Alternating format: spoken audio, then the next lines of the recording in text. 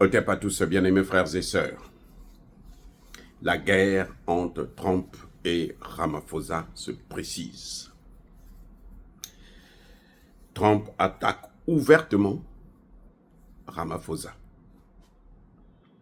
Eh oui, sous prétexte que il veut, à partir de Ramaphosa, détruire les BRICS. On met les BRICS devant. Mais ce n'est pas les BRICS. Trump ne peut rien faire, ni à la Russie, ni à la Chine. Ramaphosa peut sortir des BRICS. Les BRICS vont continuer. En Afrique, les BRICS sont maintenant l'Égypte et l'Éthiopie. Donc si Ramaphosa s'en va, c'est lui qui va perdre. Parce que les Occidentaux, ils ne vont plus l'aider. Ils n'ont plus les moyens de leur politique. La seule chose qu'ils veulent, c'est aujourd'hui faire ce qu'ils appellent, eux, un reset. C'est-à-dire qu'on met tous les compteurs à zéro. Et on reprend maintenant qui est le plus intelligent, le plus fort, qui va l'emporter. Et pour mettre tous les compteurs à zéro, il faut aller vers la 3e GM. Et ça va embraser tout le monde. Et puis, tout le monde sera à plat. Et maintenant, eux, ils comptent être les premiers à se relever. Ce qui n'est pas toujours sûr. Mais ça, c'est dans leur pensée. C'est ainsi qu'aujourd'hui, Trump attaque l'Afrique du Sud. L'enjeu, c'est la RDC. Vous comprenez? L'enjeu, c'est la RDC. Ce n'est pas les BRICS. Parce que les BRICS, là, c'est inévitable, personne ne peut les arrêter. Même si l'Afrique du Sud sort, comme je disais tout à l'heure, les BRICS vont continuer leur chemin. La dédollarisation, elle va se poursuivre. Qu'est-ce qui peut interdire à la Chine d'acheter le pétrole russe avec sa monnaie ou en rouble? Qui? Personne. Qui peut? Est-ce que les États-Unis peuvent imposer à la Russie d'acheter les produits chinois ou indiens en dollars? Non, c'est pas possible. Donc, ça, c'est inévitable. Trump frappe à la mauvaise porte. Donc, en fait, le vrai enjeu, c'est la RDC. Pourquoi? Parce que la RDC a toujours appartenu aux États-Unis. Depuis que Léopold II a cédé à la Belgique, les Américains, après l'assassinat de Patrice Lumumba, ils ont pris la RDC. C'est pour eux, c'est leur chose, leur propriété. Maintenant, on voit l'Afrique du Sud qui veut venir sauver la RDC. À l'est de la RDC. Trump n'est pas content. On a posé la question à Trump il y a quelques jours. Mais monsieur, qu'est-ce que vous pensez de la crise en RDC, l'agression rwandaise? Il dit cette histoire-là est compliquée. Comment ça c'est compliqué? Alors que vous avez été président pendant 4 ans. L'initiative du corridor de Lobito, là, que Joe Biden est venu renouveler. C'est pas Joe Biden qui est à l'origine de ce projet, c'est Donald Trump. Pour faire passer toutes les matières premières, notamment du Katanga et puis d'autres régions là, par l'Angola et puis faire venir aux États-Unis. Qui est à l'origine? C'est un projet de Trump que vous voyez là. Donc Trump connaît bien ce dossier. Il sait que bon, on va prendre depuis Lobito et on va prendre depuis le Rwanda. Or, maintenant que le Rwanda est allé trop loin et le Congo résiste, maintenant l'Afrique du Sud a perdu des hommes. L'Afrique du Sud veut venger ses hommes. Voilà le vrai problème. Et Donald Trump se rend compte que si l'Afrique du Sud venge ses hommes, ben, c'est elle qui aura la cote au Congo. Forcément, les Congolais vont apprécier l'Afrique du Sud. Et comme l'Afrique du Sud est avec la Chine et la Russie, eh ben, c'est la Chine et la Russie qui vont se renforcer au Congo. Donc, il faut arrêter très rapidement le projet sud-africain. C'est pour ça qu'il provoque l'Afrique du Sud. Vous allez entendre bientôt, il y a des sanctions contre l'Afrique du Sud pour l'AGOA, L'AGOA est l'un des seuls pays africains qui envoie des produits, plutôt l'Afrique du Sud est l'un des seuls pays africains qui vend ses produits sur la base de l'AGOA aux États-Unis. C'est l'un des rares qui produit. Voilà. Donc maintenant, on va titiller, on va essayer de bousculer l'Afrique du Sud pour la décourager. Parce que l'Afrique du Sud, quand ils étaient venus au début, il y a 1 an et demi ou 2 ans, quand ils sont venus, c'était pour faire la guerre. Mais vous avez vu que dès qu'ils sont arrivés sur place, ils se sont tus jusqu'à ce qu'on tue des Sud-Africains. Mais pourquoi? Mais parce qu'il y a eu l'influence. Les pressions occidentales, ils ont cédé. Ce sont ces mêmes pressions que Tshisekedi subit. Et Tshisekedi subit ces mêmes pressions parce que depuis un certain temps, Tshisekedi est venu hériter d'un certain nombre, un staff militaire et administratif qui travaille pour les Occidentaux. Vous voyez les généraux congolais là, pour la plupart, au moins 90%, c'est la pourriture totale.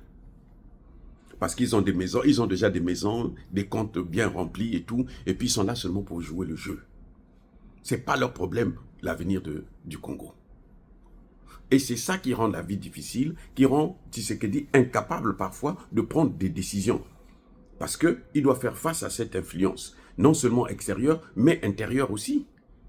On le voit aujourd'hui, Tshisekedi est seul. Même les membres de son parti, tous, chacun a pris sa ligne droite.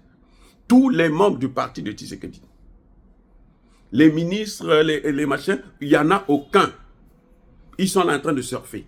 Ils sont en train de surfer sur la diplomatie. Je vous ai dit la dernière fois que la première ministre des Affaires étrangères, elle est aux États-Unis. Tu vas faire quoi aux États-Unis, à New York? Tu vas obtenir quoi? Non, sous prétexte qu'elle est là pour les Nations Unies. Quelles Nations Unies? On l'empêche, c'est pour qu'elle ne puisse pas faire ce qu'elle doit faire, c'est-à-dire aller par exemple en Russie, aller en Chine, aller en Iran, aller en Corée du Nord, aller pour chercher les armes. Le ministre de la Défense, il est où? Il est assis à Kinshasa, mais son rôle, c'est aller chercher des armes. Voilà. Donc, bref, Trump et Ramaphosa, ça chauffe.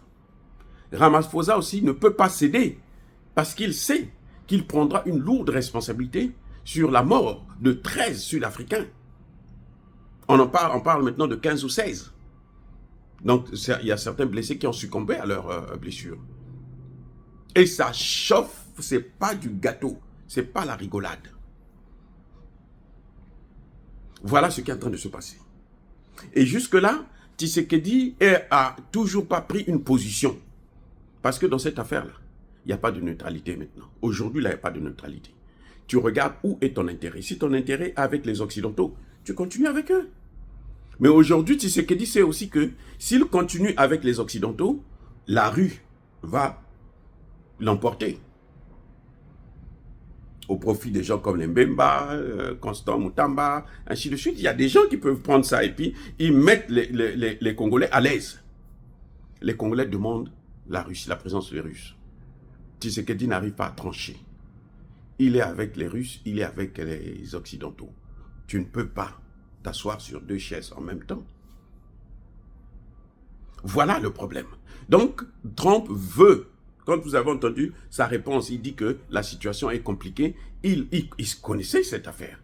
Il veut seulement, il est en train de prendre le temps pour convaincre Ramaphosa de ne pas intervenir.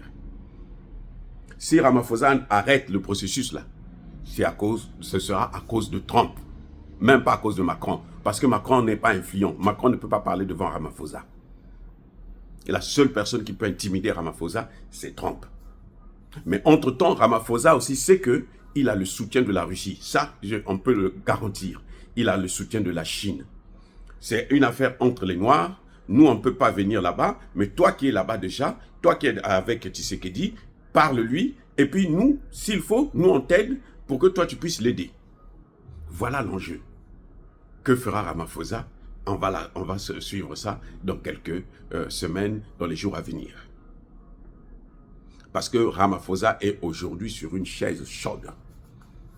Et Ramaphosa a une opposition blanche qui soutient l'Occident. Parce qu'ils viennent de là-bas. On les a envoyés là-bas pour venir justement pour freiner l'Afrique du Sud. C'est tout. Et les amis, c'est chaud. C'est chaud entre les gars là-bas.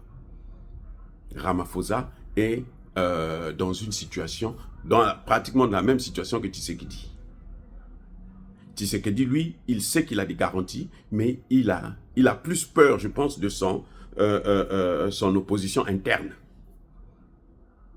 C'est les généraux qui l'intimident. Et il est incapable de prendre la décision aussi.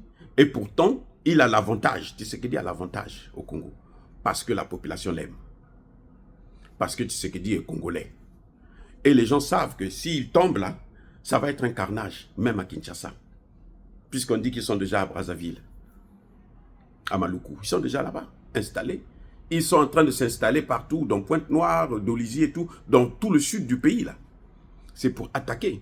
Et eux, les autres, les Occidentaux, ils ont Chico, que Tshisekedi lui-même a envoyé comme chef de la zone militaire du Congo central, qui va depuis Kinshasa jusqu'à le reste. Donc, pratiquement toute la frontière avec le Congo-Brazzaville, c'est Chico qui est le maître.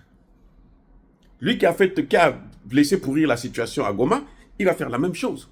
Donc, c'est ça les pesanteurs, les problèmes qui sont très compliqués à résoudre. Mais nous comptons sur Ramaphosa pour ne pas céder. Parce qu'il a quand même répondu à Trump en disant qu'il est un État souverain et que lui, il agit dans le cadre de la SADC. Et puis surtout, lui, il a perdu des hommes et Kagame doit payer le prix de ce qu'il a fait. Soyez bénis, abondamment bénis par le Dieu des Kémites et par nos ancêtres angélisés, mais que tous ceux qui persécutent le continent africain, le pillent et le déstabilisent, qu'ils soient noirs, blancs, chinois, arabes, juifs, indiens ou qui qu'ils soient punis, maudits, foudroyés, neutralisés, écrasés, effacés par le Dieu des Kémites et par nos ancêtres angélisés. Vive l'Afrique éternelle, j'ai dit et j'assume.